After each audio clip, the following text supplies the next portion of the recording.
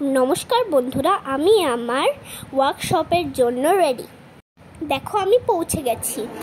এখন আমার রেজিস্ট্রেশন হচ্ছে। চারিদিকটা দেখো কি সুন্দর সাজিয়েছে।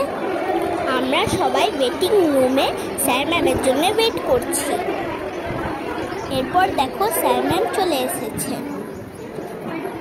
এখন হচ্ছে উদ্বোধনী অনুষ্ঠান। এরপর কিছুক্ষণ চলল ফটো সেশন। দেখো স্যার ম্যাম সঙ্গে আমরা। শুরু হলো আমাদের ডান্স প্র্যাকটিস শেষে স্যার ম্যামের সঙ্গে ছবি তুলে নিলাম। আমার নাচের স্যারও ওয়ার্কশপে এসেছিল। আজ ওয়ার্কশপের দ্বিতীয় দিন।